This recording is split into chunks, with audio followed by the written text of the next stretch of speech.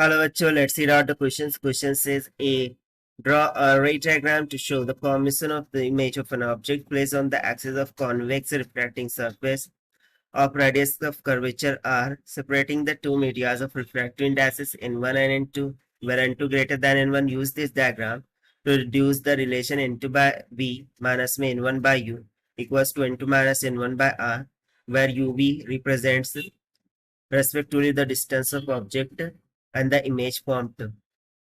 यहाँ पर एक पार्ट में हमें रे डायग्राम ड्रॉ करना है for the formation of image of an object जिसको प्लेस किया गया होगा axis of convex refracting surface पर रेडियस ऑफ कर्वेचर आर की इक्वल है and it is separating the two medias of refractive indexes N1 and N2। साथ साथ हमें इस एक्सप्रेशन को प्रूव करना है जहां पर यू और बी ऑब्जेक्ट और इमेज डिस्टेंस है। उसी तरीके से बी पार्ट में कॉन्वेक्स लेंस उसकी focal length 20 centimetre is placed coaxially with an convex mirror of radius of curvature 20 centimeter. The two are kept 15 centimeter apart. A point object is placed 40 centimeter in the front of convex lens. Find the position of image formed by this combination. Draw the ray diagram showing the image formation. इस तरीके से B part हमें एक convex lens की focal length 20 centimetre की equal दे रखा है। अब बोला जा रहा है इसको प्लेस किया गया है कोएक्सियली विद द कॉन्वेक्स मिरर जिसका रेडियस ऑफ कर्वेचर 20 सेंटीमीटर है। अब यदि इनको 15 सेंटीमीटर अपार्ट में रखा गया हो और पॉइंट ऑब्जेक्ट 40 सेंटीमीटर पर प्लेस किया गया हो तो हमें पोजीशन ऑफ इमेज बतानी है, साथ साथ रे डायग्राम ड्रॉ करनी है। तो चलिए स्टार्ट करते हैं हम सोल्यूशन से, but before of that let's talk about the key concept which we are going to use here for this question. तो यहाँ पर हम लेंस फॉर्मूला इस कॉन्सेप्ट का यूज करेंगे। So since we remember that 1 by f is equals to 1 by u minus में 1 by v, जहाँ पर u image object distance, v image distance, f focal length होती है, तो इस फॉर्मूले का हमें यहाँ पर यूज करना होगा। साथ ही साथ सेकंड हमें यहाँ पर कॉन्सेप्ट यूज करना होगा for the A part Snell's law which can be stated that n2 by n1 is equals to sin I by sin R, जहाँ पर n2 n1 रिफ्रैक्टिव इंडेक्सेस है टू मीडियाज के लिए एंड sin I यानी कि I is the angle of incident, R will be the angle of refraction. So सबसे पहले तो हमें रे डायग्राम ड्रॉ करनी होगी। तो लेट्स सपोज किस तरीके से कॉन्वेक्स लेंस है, this will be the axis passing through its centre. यहाँ पर ऑब्जेक्ट को प्लेस किया गया है, सोर्स से लाइट पास होंगी ऑब्जेक्ट के थ्रू, सो लेंस पर जाकर someone will get refracted and some of them will get reflected. So ये जहाँ पर इंसिडेंट करेंगी उस पॉइंट को हम दे देंगे C, and from this point to this point will indicate the radius of curvature, and इस पॉइंट पर हमारी इमेज फॉर्म्ड होगी। साथ ही साथ यहाँ से यहाँ तक का जो डिस्टेंस है वो हम ऑब्जेक्ट डिस्टेंस U बोलेंगे, and from here to here will be the image distance, that is V। और यहाँ पर बनने वाला जो एंगल होगा एंगल ऑफ इंसिडेंट होगा, और ये जो एंगल है वो एंगल ऑफ रिफ्रैक्शन होगा। तो इस मीडिया के लिए हम रिफ्रैक्टिव इंडेक्स N1 मानेंगे, इसके लिए N2। साथ ही साथ ये जो पॉइंट है इसको हम N मानते हैं and this point we will call it as L। यहाँ पर ये जो C पॉइंट है वो सेंटर ऑफ कर्वेचर को इंडिकेट कर रहा है। इस तरीके से एक और फिगर बनाना होगा हमें इस तरीके से यहाँ पर C2 पॉइंट दे देंगे, यहाँ से तो यहाँ तक का जो डिस्टेंस होगा वो रेडियस ऑफ कर्वेचर कहलाएगा क्योंकि सेंटर से लेंस तक का है। ये रिफ्रैक्टिव इंडेक्स N2 हो जाएगा, ये N1। एक रे यहाँ पर जाएंगी and the second ray will go to this point. यहाँ पर इमेज I बनेगी, यहाँ पर इमेज I1 बनेगी। सो इस पॉइंट को हम मानेंगे N1। ये हो जाएगा R1 angle of refraction, and with respect to normal जो एंगल बन रहा होगा एंगल ऑफ इंसिडेंट उसको हम I1 मानेंगे। इस पॉइंट को हम दे देंगे A, इस पॉइंट को हम दे देंगे T, और यहाँ पर C मानेंगे। So the incident ray coming from the object kept in the rare medium of refractive index n and incident on the refracting surface nm, as you can see here into the first figure, produce the real image at I, जो कि हमने यहाँ पर diagram में दिखाया है। तो चलिए अब इसके लिए हम करते हैं calculation. So from the figure, the angle of incident this must be equals to, so ये किसके इक्वल होगा? तो देखिए ये एक ही सरफेस के इंटरनल एंगल्स है। So we would say that कि angle of incident this must be equals to the angle NOM plus में एंगल NCM के इक्वल होगा, यानी कि एंगल NOM और एंगल NCM ये इसके इक्वल होगा by using the property of triangle. So this will be equals to, so by using the equilateral triangles, यहाँ पर हम क्या लिख सकते हैं कि जो NM by NO होगा, यानी कि जब दो ट्रायंगल एक दूसरे के साथ इक्विलैटरल हो जाते हैं सो उनकी साइड का रेशियो भी इक्वल होता है। सो यहाँ पर हम NOM के लिए NM बाय OM ये साइड रेशियो लेंगे प्लस में, NCM ट्रायंगल में NM बाय MC का रेशियो लेंगे। उस तरीके से एंगल ऑफ रिफ्रैक्शन के लिए हम बोल सकते हैं कि एंगल ऑफ NCM माइनस में एंगल NIM होगा, same NM by MC for equilateral triangles, और ऐसे ट्रायंगल जिनके दो एंगल दो साइड एक दूसरे के साथ मुशाबा हो तो उसके लिए हम उनकी साइड का रेशियो लेते हैं माइनस में NM divided by MI. Now from Snell's law, N2 by N1 is equals to sin I by sin R होगा। तो देखिए साइन ये ऑलरेडी यहाँ पर इंसिडेंट एंगल ऑलरेडी स्मॉल है और उसके ऊपर से यदि हम उसका साइन लें तो वो और भी स्मॉल होगा। तो इसलिए इसको हम अप्रोक्सीमेट कर देंगे to directly I by R से, that is for small angle sin of theta must be equivalent to the theta. So चूंकि यहाँ पर हमने इक्विवेलेंट ट्रायंगल का प्रॉपर्टी यूज किया है सो इसीलिए हमने यहाँ पर साइड रेशियोज लिख दिया और फिर उसके बाद हमने सिंपली स्नेल्स लॉ लगा दिया।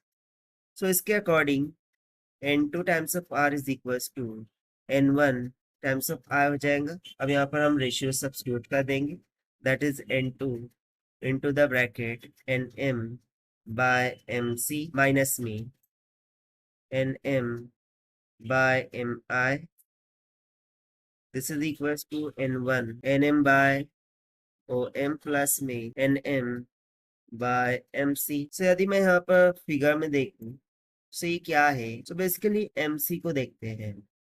MC, so MC is nothing but what, the radius of curvature। उस तरीके से MI क्या है, image distance, OM object distance, और according to sign convention left hand side negative होगा, right hand side positive. So उसके अकॉर्डिंग ही minus of u. So इनको यहाँ पर सब्स्टिट्यूट कर देते हैं, साथ साथ दोनों जानिब से NM कैंसिल हो जाएगा। सो यहाँ पर हम मिल जाएगा कि N2 times of 1 by R minus में 1 by plus V is equals to N1 times of 1 by minus of U plus में 1 बाय R। ना इसको क्रॉस मल्टीप्लाई करने पर will get N2 minus N1 divided by R is equals to N2 by V minus में N1 by U। सो देखिए ये हमें prove करके दिखाना था according to A part, so we have just proven it। Now in the B part we have to do the calculations। so देखिए यहाँ पर हमने A part को कंप्लीट किया है, let me just indicate here this is what the A part। now we are just turning to B part। so B part के लिए according to the question if you see that convex lens थी, focal length हमें 20 centimetre the, radius of curvature 20 centimetre. उन दोनों के between में convex lens के लिए फोकल लेंथ ये है, तो focal length of convex lens वो 20 सेंटीमीटर की इक्वल दिया हुआ है। अब मिरर के लिए रेडियस ऑफ कर्वेचर 20 सेंटीमीटर की इक्वल दिया हुआ है। दोनों के बिटवीन में जो डिस्टेंस है वो 15 सेंटीमीटर के बराबर है। And then next, object is placed 40 centimetre in the front of convex lens, यानी कि कॉन्वेक्स लेंस से उसको कितने डिस्टेंस में प्लेस किया गया है, 40 सेंटीमीटर। सो ऑब्वियसली वो लेफ्ट में होगा, सो माइनस का 40 सेंटीमीटर हो जाएगा। So let us first locate the image of the point object O formed by the convex lens के लिए ऑब्जेक्ट डिस्टेंस हो जाएगा u1 जो कि है -40 सेंटीमीटर, फोकल लेंथ है 20। तो by using the lens formula 1/v minus में 1/u, सो लेंस के लिए ले रहे हैं इसलिए v1 u1 ले लेंगे, this will be equals to 1/f1। So यहाँ से 1/v1 is equals to 1/u1 कितना है माइनस का 40 प्लस में 1/ कॉन्वेक्स लेंस है इसीलिए 20 एज इट इज होगा। क्रॉस मल्टीप्लाई करेंगे 20 -40 divided by -40 into 20, so this will comes around -20 by -40 into 20, 20 cancel, minus cancel, v1 will be comes out equals to 40 centimetre. सी हो जाएगा लेंस के द्वारा इमेज का डिस्टेंस। सो इसके लिए यदि हम डायग्राम ड्रॉ करें, क्योंकि हमें रे डायग्राम भी तो ड्रॉ करनी है, सो ये एक्सिस हो गया, ये कॉन्वेक्स लेंस ड्रॉ कर दिया, ये उसके लिए एक्सिस हो जाएगा। और यहाँ पर हम मान लेते हैं मिरर है जो कि है 15 सेंटीमीटर पर फ्रॉम दिस पॉइंट, और जो ऑब्जेक्ट है वो 40 सेंटीमीटर पर है। सो सोर्स से लाइट पास होंगी, वो लाइट ऑब्जेक्ट पे पड़ेंगी, लाइट इस तरीके से लेंस पर जाएंगी और लेंस से रिफ्रैक्ट होकर 40 सेंटीमीटर पर जाएंगी। कितने 40 पर, तो देखिए 15 है ऑलरेडी, सो इसके आगे और 25 तक जाएंगे। सो इसको हम थोड़ा और अच्छे से ड्रॉ कर लेते हैं। देखिए 15 है तो इसको थोड़ा कम लेते हैं हम। सो यहाँ पे मान कि भाई यहाँ तक 15 है, सो यहाँ पे हमें इमेज मिल जाएगी I1 एट प्लस का 40 सेंटीमीटर। सो ऑलरेडी ये 15 हो गया, सो 40 में से 15 गया 25 सेंटीमीटर। सो यहाँ पर हमारी इमेज बनेगी। अब उसी तरीके से ये तो हो गया लेंस के द्वारा, बट हमें मिरर के द्वारा भी कैलकुलेट करना होगा। सो अब मिरर के लिए फोकल लेंथ हो जाएंगी f is equal to r/2 is equal to 20/2 यानी कि 10 सेंटीमीटर। और ऑब्जेक्ट डिस्टेंस वो क्या हो जाएगा, सो देखिए ये I1 इमेज का मिरर से डिस्टेंस कितना है, सो यहाँ पर हमने लिखा 25 सेंटीमीटर, सो ये ऑब्जेक्ट डिस्टेंस होगा मिरर के लिए। सो ये हो गया 25 सेंटीमीटर, वो भी पॉजिटिव में।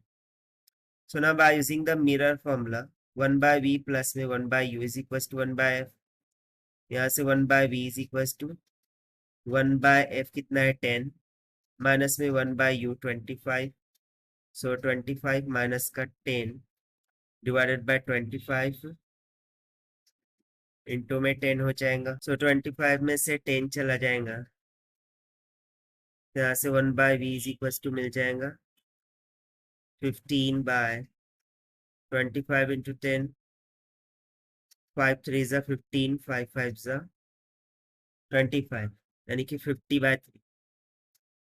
सो इमेज डिस्टेंस कितना आ गया 50/3 की। सो इसको डिवाइड करते हैं, 3 1 ज़ा 3, 3 6 ज़ा 18, 3 6 ज़ा 18, यानी कि 16.67 सेंटीमीटर। अब वो भी कैसा पॉजिटिव। तो इससे हमें ये समझ में आ रहा है कि बाद में मिरर जो इमेज होंगी वो यहाँ से 16 पर बनेंगी, ठीक है, सो यहाँ पर बनेंगी। सो इसको हम दे देंगे फिर I2 और उसके लिए रिफ्लेक्शन हम इस तरीके से दिखा देंगे, ठीक है, लाइक दिस।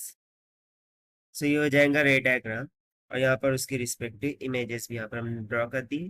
और ये 16.67 सेंटीमीटर पर ओम। तो यहाँ पर देखिए इस तरीके से हमें ये रेस भी दिखाना था, तो let me just indicate this कि इस तरीके से रेस जा रही है, इसमें भी तरीके से। So this is the complete solution. I hope you understand well. Best of luck. Thank you.